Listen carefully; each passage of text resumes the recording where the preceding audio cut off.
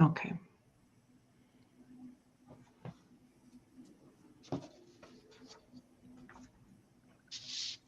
Good afternoon, everyone. Welcome to our live stream talking about our event, Compliance to Compassion, coming up on October 14th in just a few weeks. We're getting closer to this date.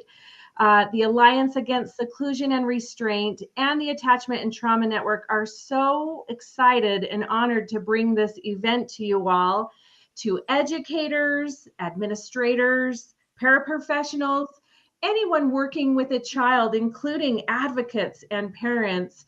This information and event is for you. So we are excited to talk today more about this event.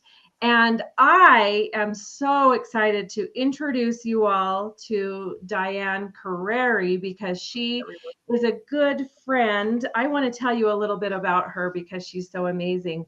Dyane has actually been an educator with over 40 years experience in public schools. And, you just cannot beat that experience. She's also the lead author of one of my most favorite books.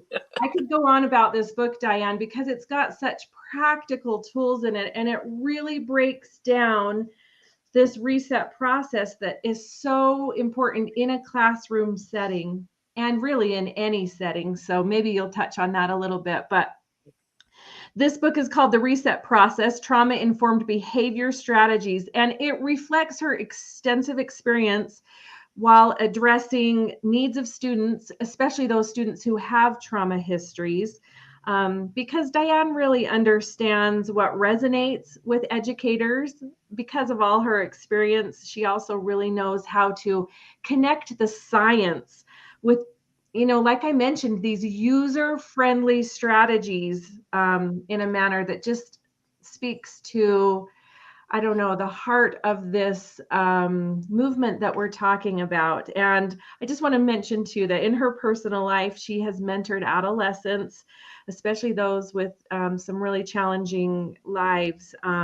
And she is a parent, she is a grandparent, a mentor, an active community member. And all of that experience has really contributed to who she is and why we love her. And by the end of this interview today, I think that you will love her too. So welcome, Dyane. And I also want to introduce everybody to Guy Stevens, who I hope you all know and already love.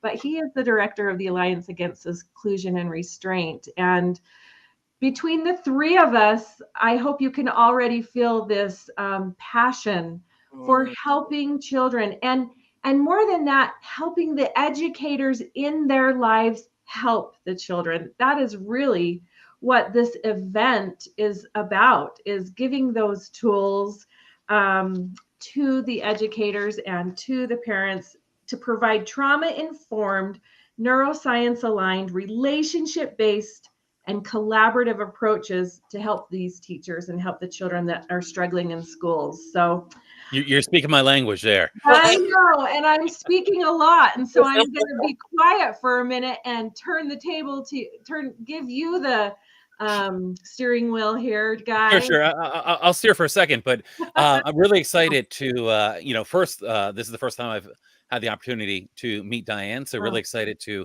meet Dyane. And I'll tell you, Dyane, when we began to plan this event, we were thinking about what a difficult time it has been over the last few years, with COVID, with the changes that happened. We knew last year that it would be difficult as teachers and students came back to the classroom. We knew it would be difficult for the kids, the teachers, the staff, the families as well. And as we were heading back this year, we got together, the Alliance and the Attachment and Trauma Network, and started talking about, the needs out there right now in education, the needs with families, the needs with children, and began to plan this event. And really, the hope of this event is to really provide help in a critical time to our educators, paraprofessionals. Ginger kind of went through a whole list, and I think it's beneficial to parents, advocates, and others. So that's really what got us thinking about this. So I learned about your work as we were kind of exploring, who would be a really good fit for this? And as I heard about the reset process and what you were doing, it sounded like a great match. So I wonder if you might, we've got you, of course, speaking at the event in October. I wonder if you might tell people a little bit about, what you're planning to share in October. Okay. Well, when you talk about the past few years and how everybody's been impacted, we know that our relationships have been altered through this whole COVID experience, and also our regulatory systems have been impacted. Most of us have had some level of stress that has changed how we function.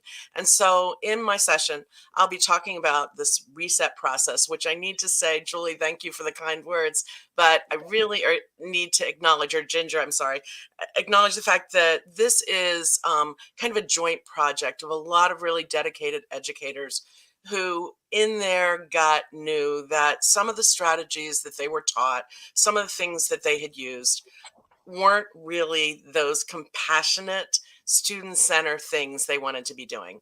And so they were looking for a new way to approach times when kids were struggling, and they were struggling as educators to support them. And so through kind of an iterative process, we looked at I looked at the neuroscience and made some suggestions, and brave, caring educators took them and ran with them. And so we developed, as through a collaborative process, this neuroscience, regulatory, relational, and also instructional process that at its core has 4 steps. And so all of the forms of reset have 4 core steps that I'll be talking about in my session. And then as we think about specific kinds of forms, for instance, we might look at whole class forms, we might look at individual proactive forms or individual reactive forms. We then look at how do we have those fit. So we take those 4 steps and we may have a complementary 5th step and also some other practices. How do we make those fit the student and the setting? So the session will be going through the core steps. It'll be talking about the science behind them. Why are we doing what we're doing? Because I think that's really important for all of us to know. It will address some of the big questions that come up when we talk about reset, and hopefully be able to share with all of you how it is a process that can be applied not just to students but to us as adults as well. So I've been working with folks from children from 4 years of age all the way up through adulthood. In fact, I just recently read an article about micro breaks and their value for people who have creative kinds of jobs, which education is very creative, right? We need to be able to think on our feet. And when we think about how can we reset in a very short period of time that allows us to bring all of our good self to the table for our children. So it's applicable across all ages. It's a cohesive approach because we can use it proactively with all of our students. We can also give additional doses for those children that need that in order to feel more connected with us or feel more regulated. And we can also compassionately respond when a child's needs exceed what we're providing at the minute, and be able to help support them and meet their body and brain where it is and move them forward. That is so powerful, Dyane. I just, I love so many things that you talked about, especially about how you can also care for the educator themselves. I don't think we focus enough on that, or that we can focus enough on that, because it's so central to be able to, meet, those needs of that child are oftentimes more than we can meet ourselves. And so, and just the state, right? The state of the adult, and having all been through this trauma, obviously a dysregulated educator is not able to help a dysregulated child. And, as we talk about approaches and, we talk about being trauma informed and we talk about the different things we can do, that's got to go through the entire DNA of the organization, right? We have to have a trauma-informed approach. And that's what I love about what you were saying, Dyane, is it really seemed to be kind of hitting on that, the importance of thinking about where everyone is and the science. I think we're probably all a little bit of science people here that really enjoy and find the brain science fascinating. can you tell us a little bit more, kind of like what is some of the essential science that you bring into this when you talk about how to support kids that are dysregulated? Okay. So talk certainly about how stress affects the brain, not just kids with trauma histories, but stress, same with us, for all people. And so we look at how stress means that, for example, we don't need to be talked at a whole bunch. I think, let me do a contrast thing. Think about the old, more seclusionary, less compassionate, more compliance Mhm. oriented timeout process. And so I will go back to, I've been in education 40 plus years. I will go back to what I was taught, which was when a child was misbehaving, we Mhm. would use timeout as a strategy where they would be sent away from the rest of us and they were to get themselves together there. And that might have included writing something, a note of apology, or writing what I will do Mhm. instead, or the poor choice that I made. And we would send them off to that space. And our expectation of that was that they would go and, have a moment of clarity, write us a lovely letter, and come back Mm. ready to do wonders in the classroom. Well, brain science tells us that, first of all, we're asking children to do a task that is not possible because their Mhm. cognitive thinking parts of their brains are less active and their emotional parts of their brain are bigger. Not only that, we are increasing the stress on their brain by sending them away, by rejecting them, by having them feel broken from us Mhm. at a Mhm. time they need us more than ever. And Mm. so that strategy that was used and quite frankly is still used today goes against the science. It goes against the Mhm. science about, how stress and why stress happens in our body, what it does to our brain. It also goes against the science that says we can't be sitting still. Mhm. Um, that when we're highly stressed, we need to burn those stress chemicals off, because if we understand that those stress chemicals aren't just making us not function well at the moment, but they're actually harming our kids' brains. Mhm. They are hurting our students' brains. They're affecting their ability to have good short-term memory so they can move things to long-term memory.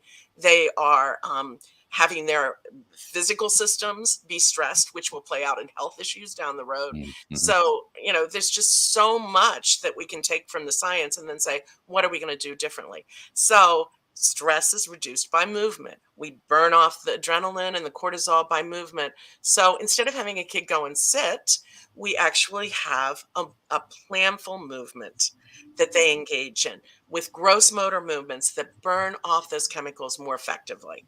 I love That's that. fantastic. Yeah, fantastic. I You one of know, the things Dyane taught me was that movement first, because I had always kind of thought maybe grounding first or something else, but that changed everything in my practice, that large motor movement first. And that's a simple thing. We can do that. In fact, one of the other things that Dyane has done is we have calm kits at ATN that are available for classrooms.